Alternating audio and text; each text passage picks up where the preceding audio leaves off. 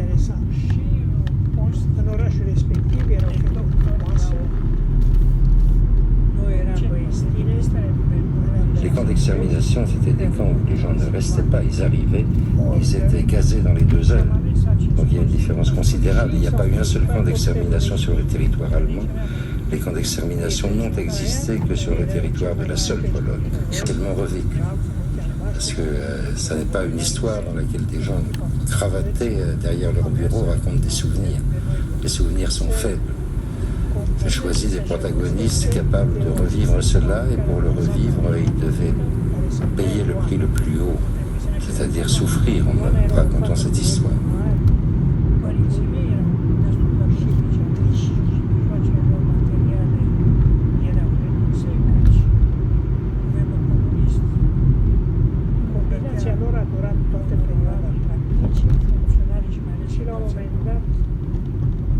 Responsabilul nostru de practică, care era un internist de la spitalul respectiv,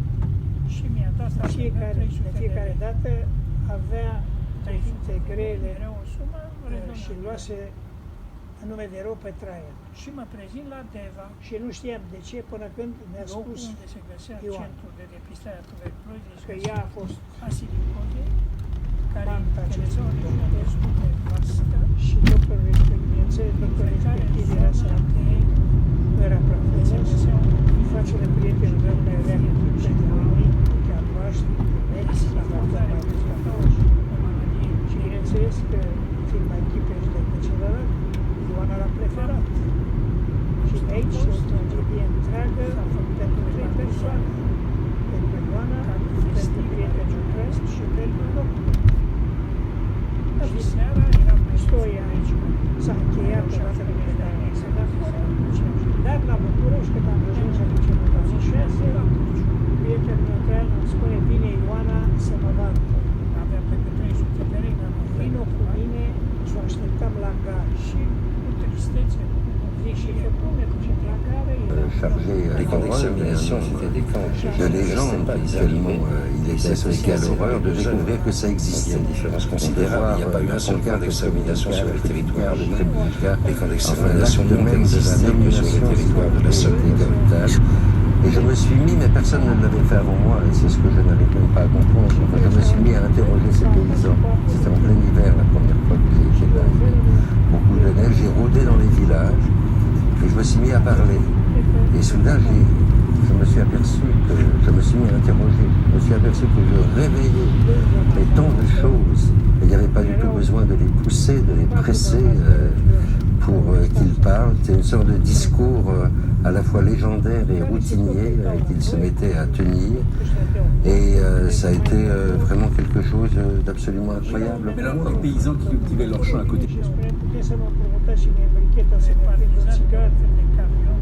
Les camps d'extermination, c'était des camps où les gens ne restaient pas, ils arrivaient, ils étaient gazés dans les 2 heures. Donc il y a une différence considérable. Il n'y a pas eu un seul camp d'extermination sur le territoire allemand. Les camps d'extermination n'ont existé que sur le territoire de la seule Pologne.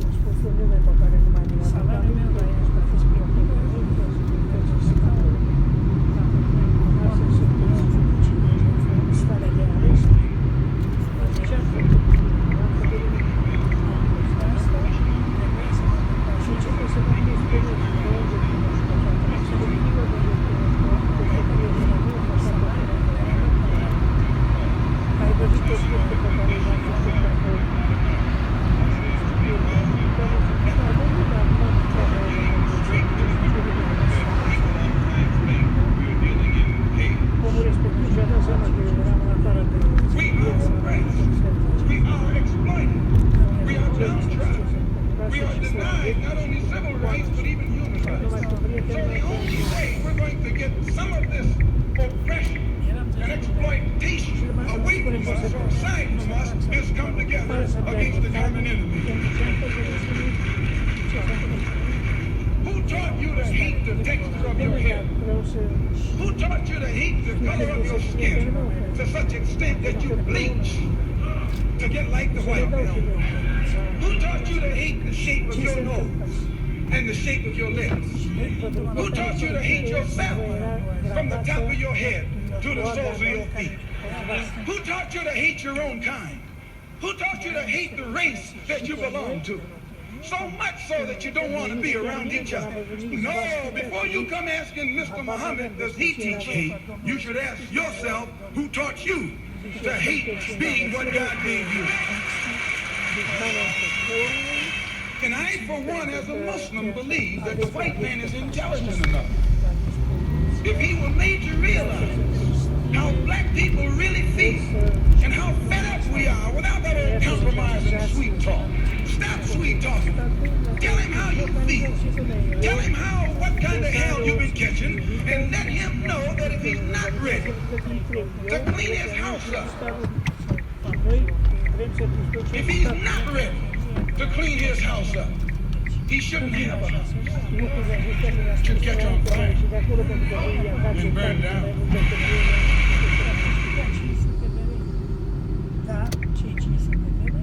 M-am întors la facultate, am examinat stat, au urmat după câteva luni și eu, la epoca respectivă, eram și un prieten cu colegul cu mine, vine și spune fii atent că secretara de la facultate mi-a spus că avem securitatea să se interesa de el. Și mi-am zis să se intereseze și să n-am făcut nimic, ce să fac, n-am făcut niciun. Zice, mi-a spus aia să fie atent. Zic, sunt foarte atent, n-am făcut. Am terminat examenul de stat, am fost repartizat, am plecat de la Beva și am întors la postez la prietenul Traian Gheorghescu și într-o zi prietenul meu Traian vine și îmi spune să-mi spun lucrul cel mai interesant. Și ofițerul de securitate de la raion de aici m-a chemat la el și a vrut să-mi dea bricheta. Întorcându-mă la locul meu de cazare și gândindu-mă la soarta, dar eu am zis, care brichetă? Păi, doamne, dumneavoastră aveți dosar penal, ai dosar la securitate. Tu și cu doctorul Mirescu să desfișați. Je pense à toi, papa. Je pense à toi, papa. L'histoire, à notre histoire, à notre traversée, à l'exil, à l'avion qui t'a amené en Suisse, à ma poupée que tu as amenée avec toi. Je pense à toi, papa, je pense à nous. Și ofițerul respectiv îi propune lui Traian, zice, mai bine dă-mi o mie și dau o bere pentru ea. Ia-o, domnule! Nu mă mai interesează. Asta, deci, urmărirea mea și a lui Traian a durat 2 ani și jumătate.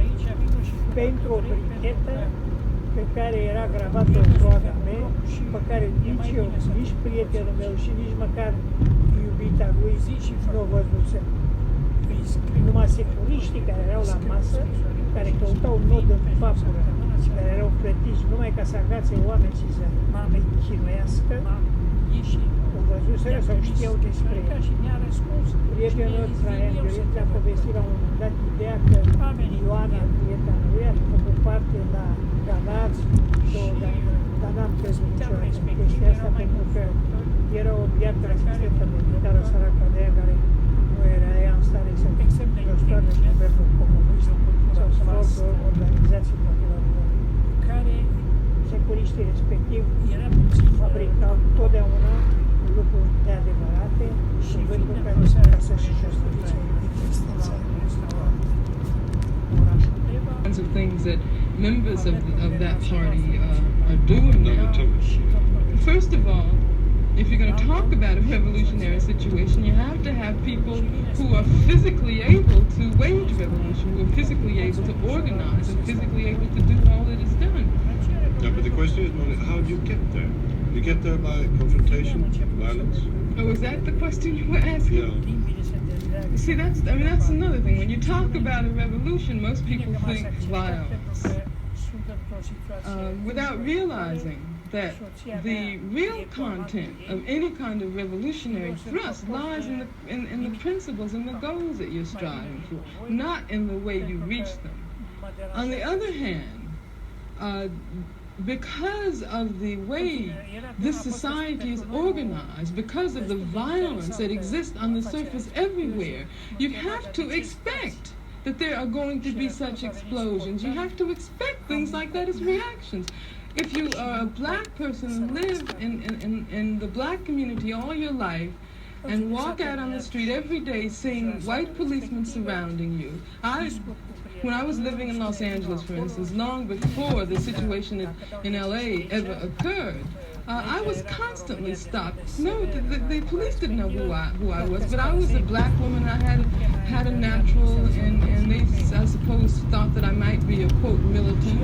And when you live under a situation like that constantly, and then you ask me, you know, whether I approve of violence.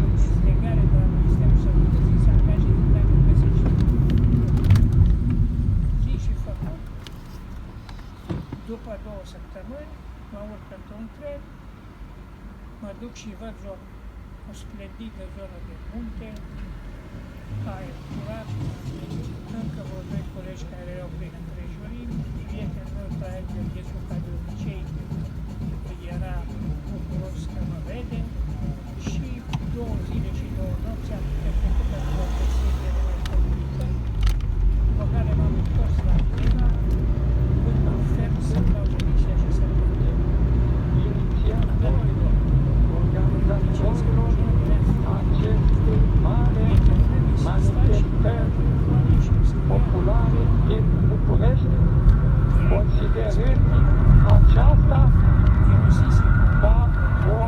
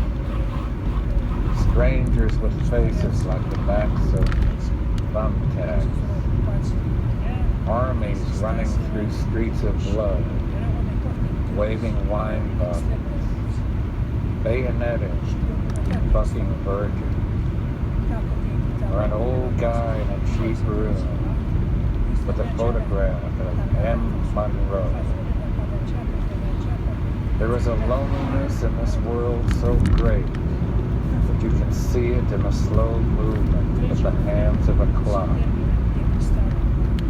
People so tired, mutilated, either by love or no love. People are just not good to each other, one-on-one. The rich are not good to the rich.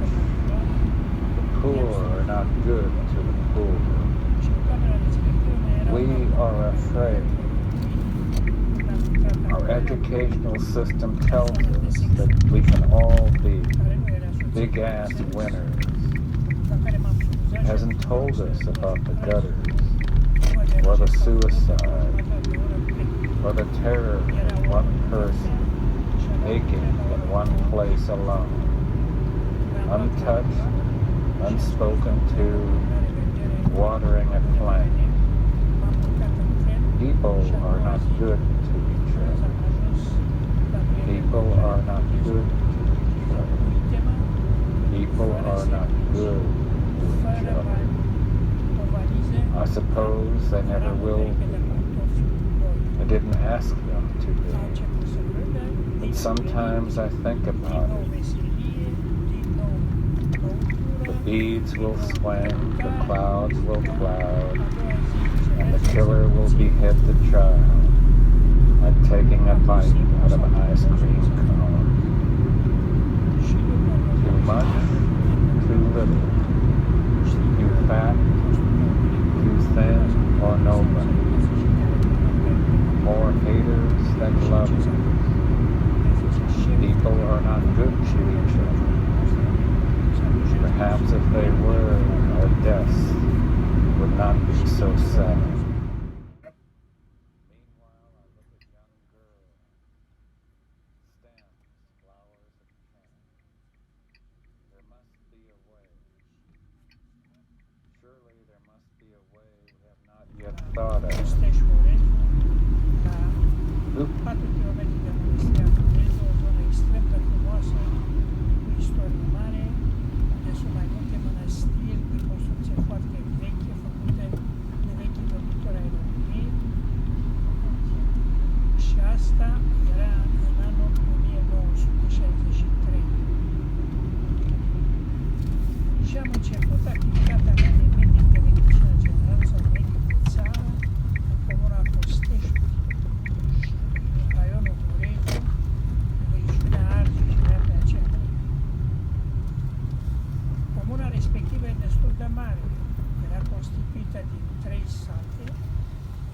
Prietenul meu, Traian Gheorghescu, se găsea la 2 km de mine, la un dispensar care asigura asistența medicală pentru muncitorii forestieri care erau